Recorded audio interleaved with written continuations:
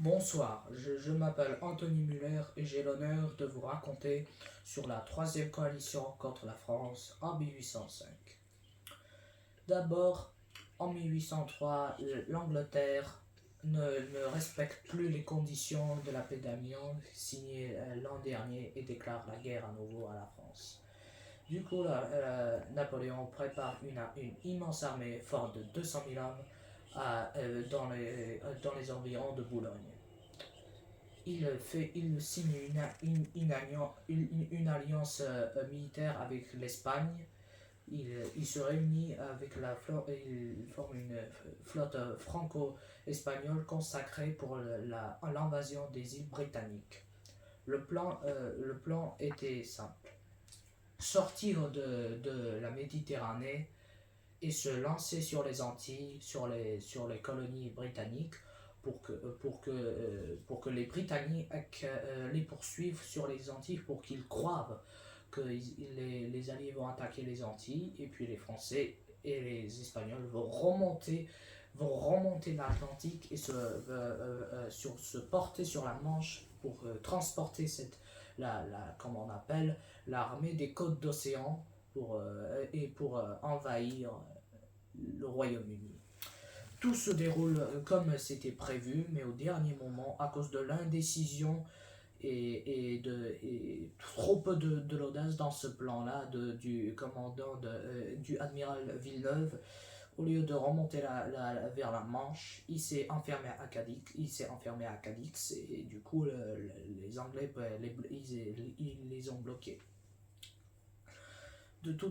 L'Angleterre, même si cette erreur-là du commandement des Alliés l'a sauvée, elle savait que tout de même qu'elle seule pouvait pas stopper l'invasion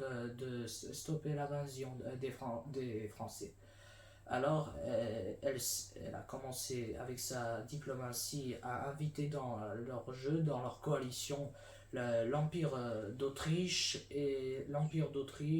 la Russie, le royaume de Naples et la Suède pour entrer dans l'alliance contre Napoléon. Et l'Angleterre a commencé à financer l'armée austro-russe pour qu'elle attaque d'abord la Bavière, alliée de la France, et pour qu'elle attaque après le Rhin, la France.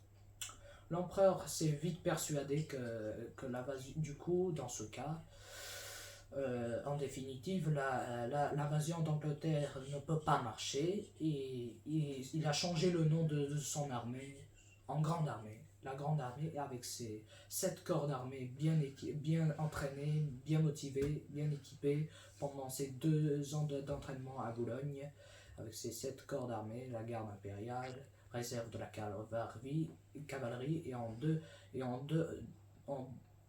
semaines, elle a traversé la France, elle s'est trouvée en Allemagne. L'armée autrichienne qu'elle était commandée par le général Mack, trop éloignée des Russes pour seule affronter la grande armée de l'empereur. Elle s'est enfermée dans la forteresse de Ulm le 20 octobre 1805 et elle était encerclée du coup en finale et Mack n'avait rien d'autre à faire que de capituler devant l'empereur avec ses 60 000 hommes. 60 000 hommes et les Français ont capturé 30 000 prisonniers et 60 bouches à feu de l'ennemi et 70 drapeaux à peu près. L'armée russe, qu'elle allait marcher encore pour venir au secours de ses alliés, 30 000 hommes commandés par le général Kutuzov, en apprenant la défaite de leurs alliés, ont décidé de battre en retraite pour même pas défendre Vienne, la capitale de leurs alliés, et de se réunir avec les renforts du Tsar, qui est en Tchéquie. Ils se retiraient, ils ont évacué Vienne après des petits combats d'arrière-garde, et les Français, en moitié de 13 novembre À peu près 13 novembre, ils ont pris Vienne.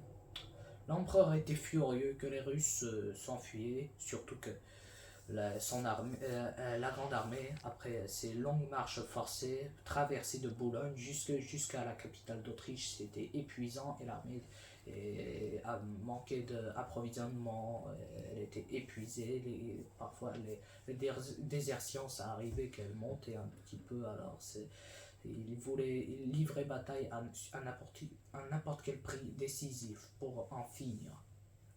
Surtout que la Prusse, même si elle était neutre, elle a quand même, ça ne l'empêchait pas de mobiliser déjà son armée en 1805. Alors il voulait tout de suite battre les Russes, immédiatement les Russes et les Autrichiens, avant de l'entrée en guerre la Prusse. Donc il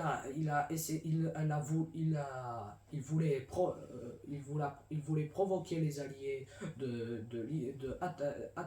attaquer les Français et de livrer la bataille de Napoléon qu'il attendait autant. Et surtout le tsar, heureusement pour Napoléon, pour ses plans, le tsar Alexandre voulait tant en finir avec Napoléon, chercher la gloire, était ambitieux, ignorant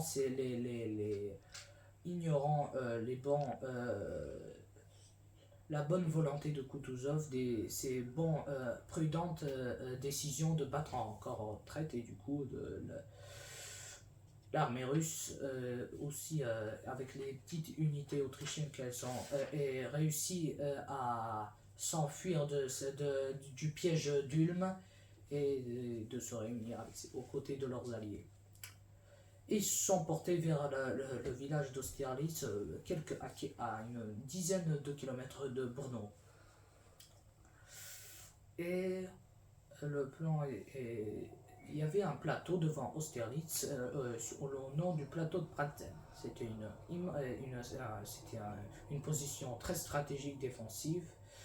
L'empereur, avant la bataille, il a choisi son propre terrain, il a observé, et du coup il a décidé, les Russes étaient impressionnés, ils ont rendu le plateau de Pratzen, ils se sont retirés du plateau de Pratzen en laissant le terrain libre à l'ennemi.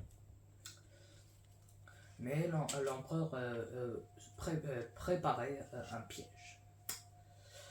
D'abord, en ordre de bataille, sur l'aile gauche, il y avait le corps du maréchal Lannes, soutenu aussi par la réserve de la cavalerie du maréchal Murat.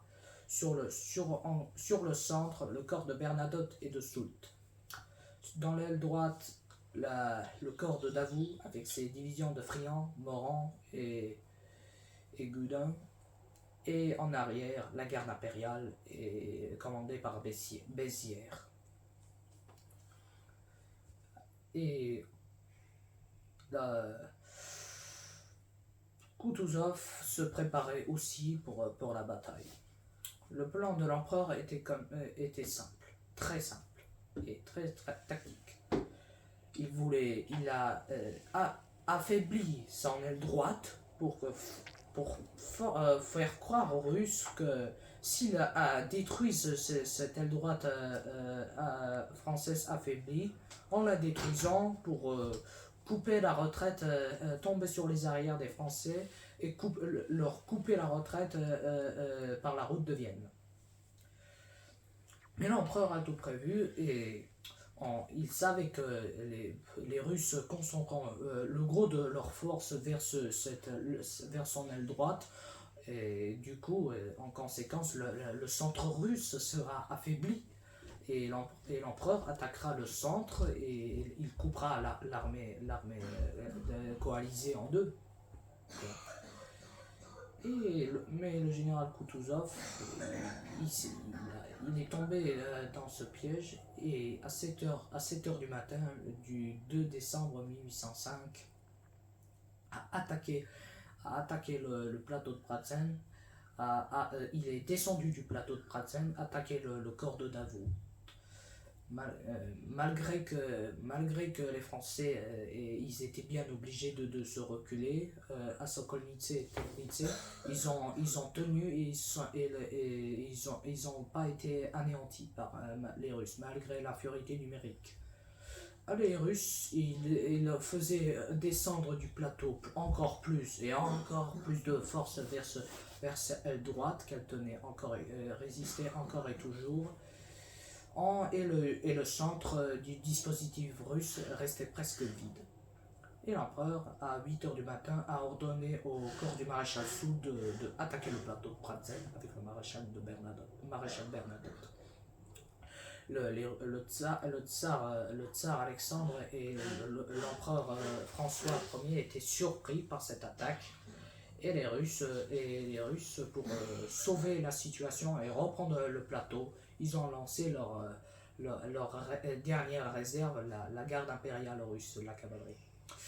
La cavalerie russe, très motivée, avec des grands morales, se sont battus avec fierté. Ils ont le 4e régiment de ligne était anéanti par la charge des cavaliers russes et ils ont perdu leur propre aigle, le 4e régiment de ligne, et du coup c'était un aigle, c'était un trésor. L'empereur, voyant pour soutenir l'attaque de Soult sur le plateau de Pratzen au centre, il a envoyé sa propre aussi cavalerie de réserve commandée par Bessières, c'est Mamelouks. Et du coup, pendant l'affrontement des deux gardes des deux armées, l'armée russe a perdu et elle s'est retirée en désordre du champ de bataille. Et encore, les armées russes, les troupes russes, elles se battaient encore sur l'aile droite française, se battaient. Alors du coup, maintenant que le maréchal Soult et Bernadotte ont pris le plateau, du coup ils se sont trouvés sur les arrières de ceux qui se battaient encore à Sokolnice et Pletnice et l'artillerie. Ils avaient des Français sur leur dos, ils leur tiraient. Les Russes paniquaient, ils voulaient encore se sauver la vie en passant par les rivières qu'ils étaient encore pas loin de chez eux, mais ça leur a empêché parce que le feu de l'artillerie française les a pilonnés et les a massacrés. Encore le corps sur l'aile droite russe, Bagration tenait le plus longtemps devant les attaques du corps du maréchal Lannes et de la cavalerie de Murat. Et Bagration se repliait aussi à son tour en bon ordre en couvrant la retraite de l'armée russe. Le tsar Alexandre avait de la chance parce qu'il a failli être fait prisonnier et avec son allié l'empereur d'Autriche. La bataille a été évidemment du coup gagnée. Les Français ont perdu seulement 9000 hommes, 9000 morts, blessés et prisonniers. Et les Alliés, du coup, ils ont perdu 15 000 morts ou blessés et 10 000 prisonniers. Presque la moitié de leur artillerie et 40 drapeaux ils ont perdu. Et ils avaient, au début de la bataille, à peu près 260 bouches à feu et 90 000 hommes. Et c'était une des plus grandes victoires de l'empereur. Merci beaucoup.